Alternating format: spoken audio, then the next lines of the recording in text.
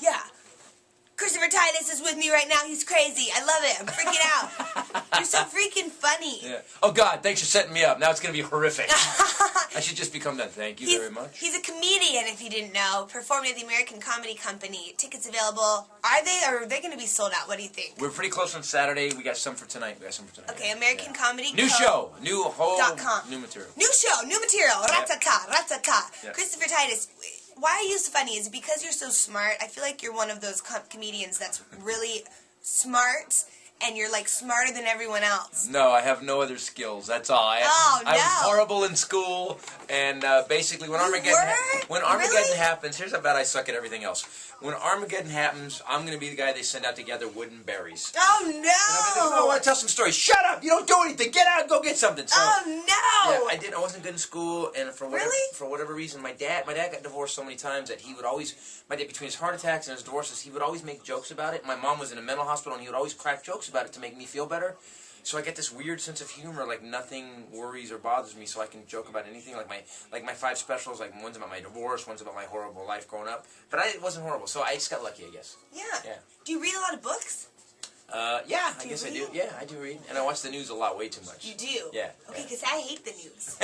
Great. Glad you're a broadcaster. Good job. That's like me going to nuclear physics. Yeah, I hate nuclear physics, but you know what? I don't want to do comedy anymore. No, I hate the news. It's too real, man. I like to live in my bubble. Yeah. It is too real, isn't it? It's too dark. It's depressing. I'm like a positive person, so it bums me out watching the news. Well, also about the Zimmerman thing, the Trayvon thing. I don't even know what's going on with the Zimmerman thing. I can't believe he gained all that weight. It's crazy. It's like prison. Prison is all you can eat. It's crazy. Yeah, I didn't know. I thought they cut you off at one point, but obviously it's like a Ponderosa. You can just keep going back and get more. There's like people starving everywhere, and in prison they're like gaining weight. And how do you gain 200 pounds in prison? Yeah. I mean, there's a gym right there, but I guess you don't want Zimmerman going out with the brothers. Hey, can I get a set in? Yo, man, ain't you George Zimmerman? Oh my gosh, seriously. So, do you know I'm turning? Well, of course you don't know because you don't know me. I'm turning 30 this weekend. Oh, it's a great age. And by the way, I would never have guessed that. Really? With the shorts and the way you take care of yourself, I would never have guessed that. Oh my gosh, I love you. Yeah. So, when you turn 30, I mean, is there anything you can tell me? Any advice? Anything I need to know? Sleep with random strangers. Yes. That's number 1. Okay, nice. You do that. I would say this. 30 is the best age because between 30 and 40 is this amazing age because that's what I've heard. You have wisdom and you still have youth. Yes. And then. Ooh, that's a good point. And so, now you know what scumbag guys are, and you're gonna avoid them. I do. Right? Yeah, you're gonna avoid them, do. but you're still smoking hot. Oh, so you'll be able to hook who you want. You're also in your peak earning potential, but you're a woman, 70% less than me. But hey, whatever. It's all right. Yeah, whatever. it's all right. I'm gonna break that statistic. See, I have a free space, glass ceiling, and plus she doesn't like the news, and she's a freaking broadcaster. Whatever. So what? Yeah. By the way, it may not be because you're a woman. It may be because you don't really care. Whatever. I didn't care. This is all not. So what do you do for your birthday? I'm renting a yacht. Wow. Yeah. So they pay you really. This is Clear Channel. You can't make that much money. No, it's my friend's yacht. So he's like. Your friend's making you rent it? Well, I'm paying for the cleaning service and the DJ, and he's taking care of the captain. This is the best country in the world, or what? You don't hear some kids in Darfur going, "It's my birthday. We're going to get a yacht." No. I don't know. They don't talk like Russian. We got to get the yacht, but. Sorry. Yeah. So can I tell you though? I've heard the 30s are where it's at, But then I've heard for women, once you turn 40, it's like, you're done. Yeah. Like guys, how old are you? Isn't that true though? How old do you think I am? I'm old. 43. I'm older than that, but you are? Yeah.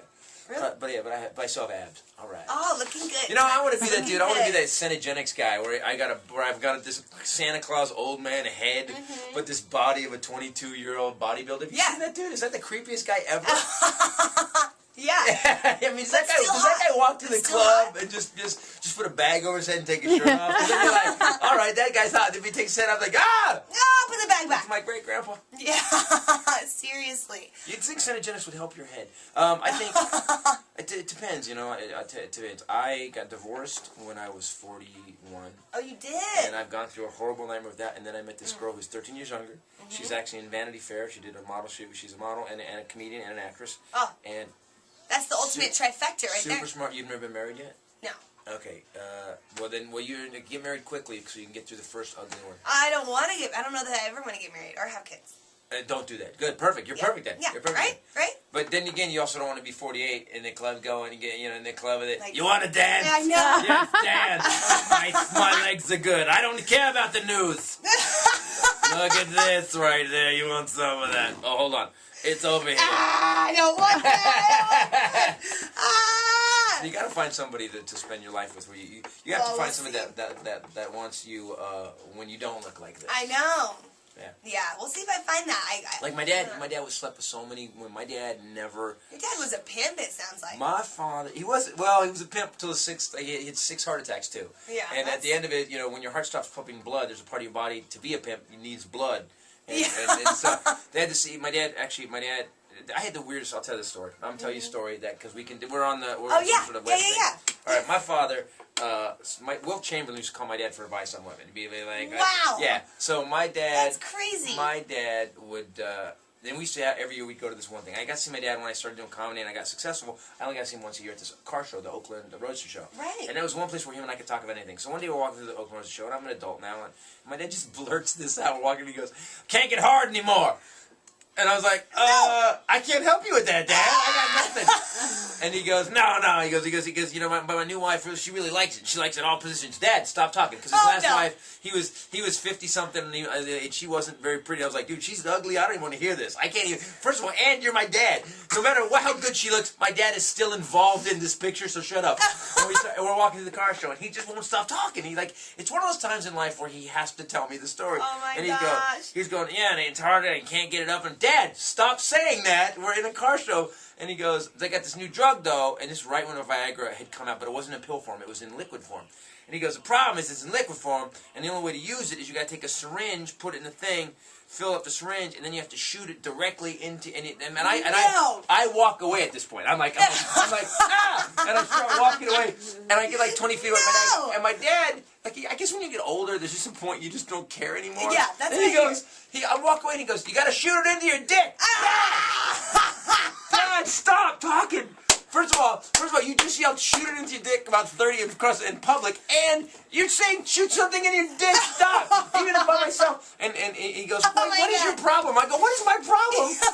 and he goes, so listen. He goes, and then he says this. This is where everything changed. He goes, I love your dad. He goes, the first time I used it, I wasn't wearing my reading glasses. Oh my god!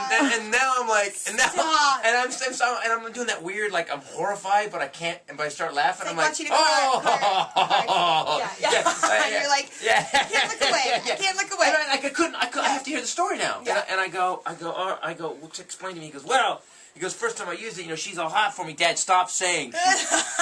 And he goes, the prescription bottle said use 10 cc's. Well, 10 cc's. He goes, but I didn't have my glasses, and I thought it said use 100 cc's. Stop. Oh. And Stop. She went to the camera. She goes, oh. Right. And then I'm like, and I'm standing there, and I don't like. It's weird. Do I want to hear the rest of this story? It's horrible. And he goes. About 11 minutes after because he had to shoot it into his right to. I can't. How bad do you like sex? I love sex. It's I don't my favorite thing in the world. Right. I don't know. But would you take a thing and stick it? Oh. And he goes. About 11 minutes in, everything started pulling so hard. This is a quote from my dad. He says, "It felt like someone had unzipped my anus." And I don't know. I'm frozen. I'm like, oh my gosh! And as if I could be no more horrified. I love your dad. He goes. 5 hours later, it turned black. Oh! And not in the good way. Oh my god! Horrible. Oh my the thing is, there's no point to the story. He's not asking me for help. He just ends it there, and I'm like. It's almost like it's like I can't unsee this now. Like there's nothing I can do. It's like it must like the Jews going to Dachau must have felt the same way. Well, not exactly, but they must have been like we can't unsee this. I am scarred forever. So Thank you for letting me share that because my therapist said I could share it to get rid of the darkness. Oh, good. And if I shared it, maybe the monsters wouldn't come. That's what I'm here for. Go see Christopher Titus tonight or tomorrow night. I think there's tickets still available for tonight at AmericanComedyCo.com. Thank you so much for coming on. It was great. So good.